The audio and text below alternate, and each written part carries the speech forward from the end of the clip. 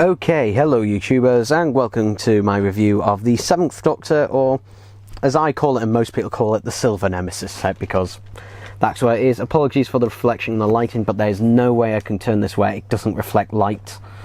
So, yeah, in terms of the packaging for this, well, obviously it's taking the new style of packaging, and I'm not a massive fan of it. I mean, I do prefer it to the blue and yellow motif that they've got on the Jodie Whittaker doll on that, but still though, I much prefer the old packaging. Also, why on the 3-packs, what is up with this background?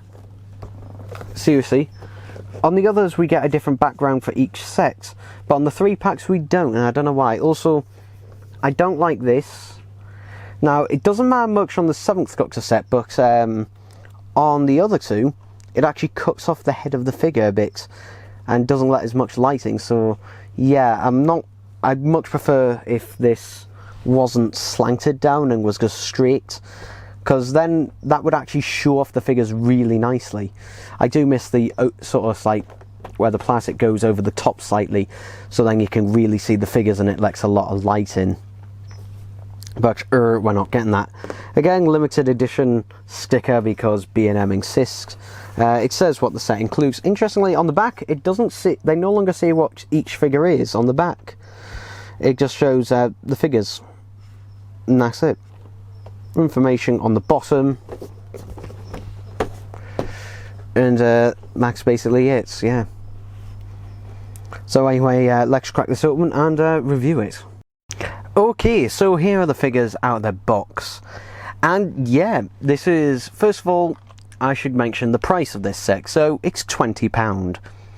So yeah, all the 3-packs this time, and pretty much all of the B&M sets apart from the sonic screwdrivers, they're all £20. So it's £20 across the board. Now obviously that is due to having the new head sculpts and that, so yeah, I'd rather pay an extra £3 than and get some new figures and that. Obviously with this one, they are just all re-releases with slight repaint differences. So what I'll do is first, because I'll have a look at the 7th Doctor, and first of all ask the question, what the hell were you thinking, character?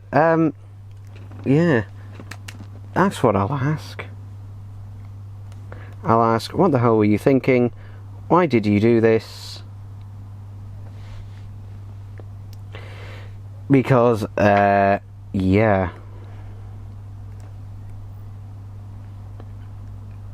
Just look at that. Please just look at that for a second.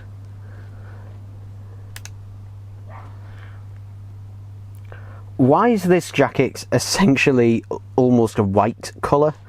I know they say, oh, because he's in the sun, but no, you had it pretty much spot on beforehand, so why have you repeated this really bright colour? Because this just looks woefully inaccurate. And if you watch the story, yes, it's in the sun, but his jacket suddenly doesn't just look 10 shades lighter than it did beforehand. Sorry, that's not happening. Secondly, why are we using the hatless head again? Like, seriously, we've only had ever 2 releases of the hatted head.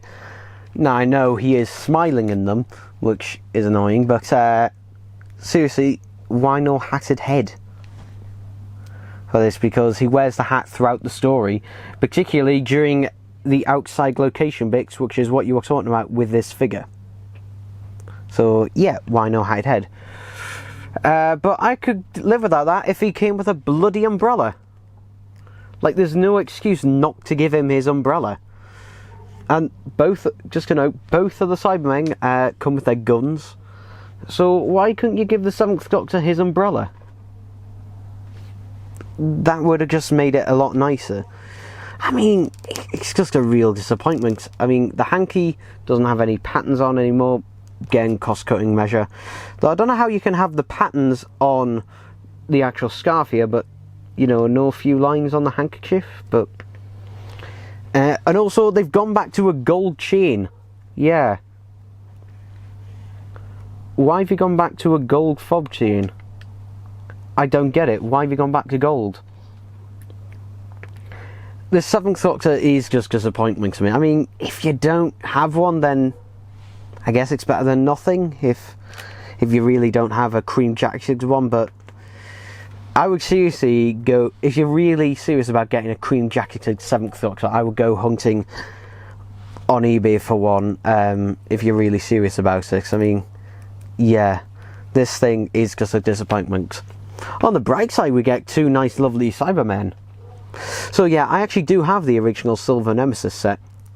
I can't remember if I reviewed it or not. Don't know. But I do have the original. But it is nice to get another 2, because I only ever got one of them because it was a Forbidden Planet exclusive, which was £25. This is £20, so you're getting 2 figures and an additional. But yeah, we'll take a look just at the Cyber Leader, because, well, the Cyber Lieutenant or the standard Cyberman is exactly the same, so there's not really any point in looking at him. So yeah, looking at the standard Cyberman, his head is slightly sideways. Let's fix that. There we go. And let's pull that chest unit down a bit. There we go. Yeah, the chest unit's always frightfully high on these.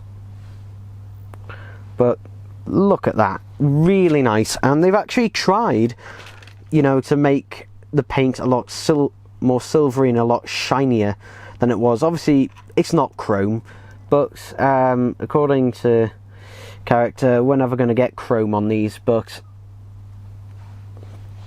so, it does look really nice actually, and I would actually love to see particularly stuff like the Invasion Cybermen repainted in this nice silvery, shiny silvery colour, which is pretty reflective actually, if I do say so myself. The rest of the Cyberman, the bodysuit, is pretty much the same as the original. It's a bit stiff there. So basically, it's moulded in a silver colour and has been given a black wash over the top. I think the wash actually on this one, on these ones, is a bit lighter than its initial release. Yeah, it does look that way, a little bit lighter than the initial. For some reason, he looks a bit skinnier. But yeah, Cyber Leader, just plain black handlebars on him and that. But if we just take a nice, good long look at that head sculpt, if we can, and we can't, we obviously can't. Okay, we're switching to manual focus.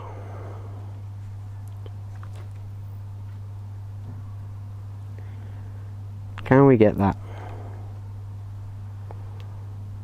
Nah. Come on, focus on that head. You know you want to.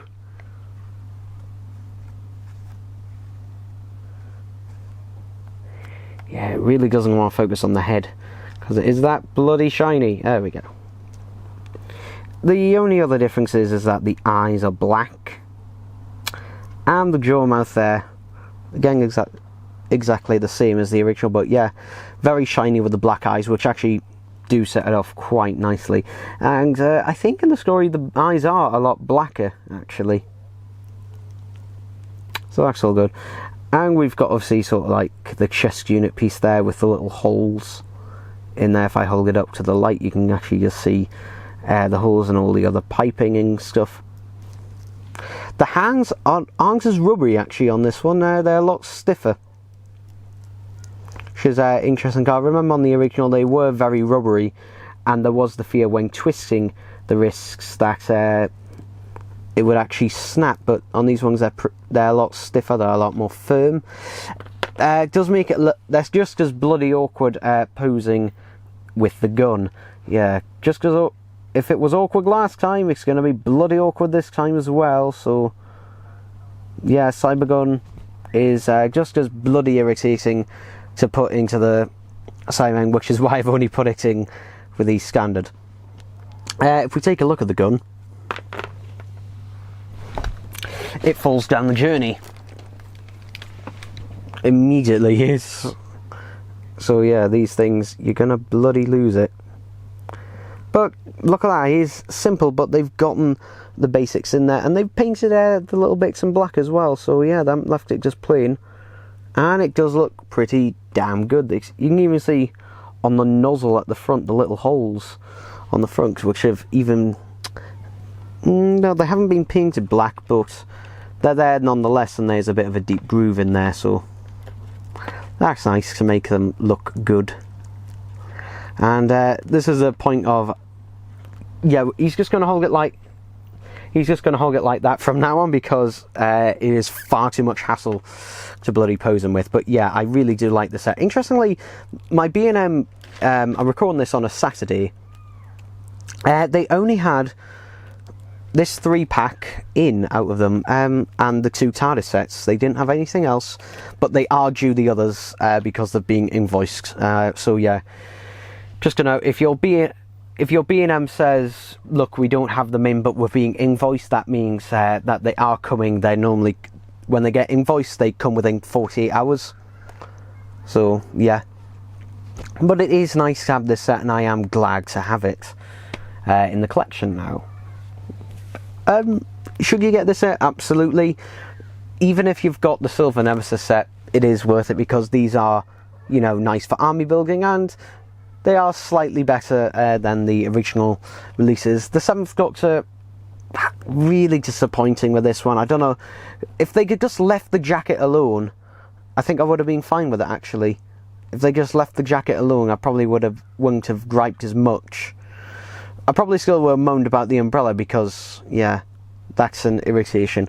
It just seems to be that character are doing a variant for the sake of having a variant.